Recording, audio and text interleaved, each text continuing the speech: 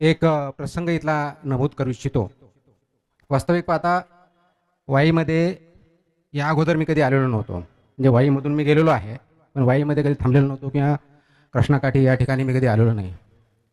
परंतु या वसंत व्याख्यानमालेच्या निमित्ताने आज मला इथं येण्याची संधी भेटली आणि आपण सर्वजण या ठिकाणी आलात त्याबद्दल प्रथमतः आयोजकांचे आणि आपले मी आभार मानतो. मुख्य विषय आज आपला जो आहे तो नैतिकता आणि समाज आजची सद्यस्थिती जी आहे त्याच्यावरती आज मी काही भाष्य करणार आहे. परंतु त्या विषयाला हात घालण्या अगोदर आपल्याला आठवण करून देऊ इच्छितो की ज्यांनी आपल्या जिल्ह्यातील कलेडोनचे शिवाजीराव प्राध्यापक प्राचार्य शिवाजीराव भोसले हे आपल्या जिल्ह्यातील आहेत. त्यांच्या वाणीनं महाराष्ट्रामधील अनेक ठिकाणी त्यांनी आपले विचार मांडले, प्रबोधन केले, अनेकांचं जीवन त्यांनी उज्ज्वल केलं.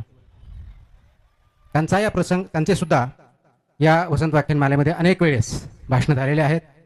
त्यांनी अनेकांना त्यांचे विचार दिलेले आहेत. आणि आज ज्यावेळेस मी या व्यासपीठावर आपल्यासमोर येतोय त्यांची मला निश्चित आठवण होते. त्याचं कारण असं आहे की आजचा जो टॉपिक आहे त्यांच्या जीवनाशी, त्यांच्या घटनेशी संबंधित आहे.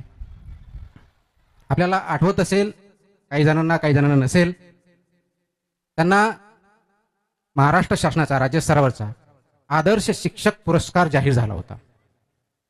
आणि ज्यावेळेस त्यांना तो जाहीर झाला तो आनंदाचा क्षण होता, कारण त्यांनी शिक्षण क्षेत्रात खूप मोठ्या प्रमाणात भरीव कामगिरी केलेली होती आणि म्हणून ते डिझर्व करत होते. त्यांना तो पुरस्कार त्यांनी जे कार्य केले त्यासाठी दिलेला होता, जाहीर केला होता.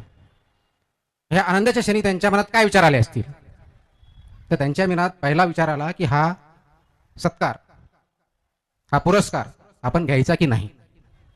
आणि त्याचं कारण असं होतं की ज्यावेळेस त्यांना तो पुरस्कार जाहीर झाला होता त्यांचे ज्येष्ठ बंधू हे महाराष्ट्र राज्याचे मुख्यमंत्री होते. आणि म्हणून आपल्याला हा आदर्श राज्य शिक्षक पुरस्कार आपल्या बंधूमुळे किंवा आपले बंधू हे महाराष्ट्र राज्याचे मुख्यमंत्री आहेत त्यांच्यामुळे तर भेटला नाही अशी कुणाच्याही मनामध्ये पाल चुकचुकू नये की कुणालाही डाऊट येऊ नये म्हणून त्यांच्या मनात द्वंद्व सुरू झालं आणि त्यांनी तो पुरस्कार नाकारला. ही परिस्थिती त्या काळची होती. याला आपण नैतिकता म्हणतो. अपेक्षित हे आहे की ही नैतिकता आपण सर्वांनी अंगीकारली पाहिजे. पण आज विचार करताना खरोखर ही नैतिकता आपल्यामध्ये वैयक्तिकरित्या, कुटुंबामध्ये किंवा समाजामध्ये आहे का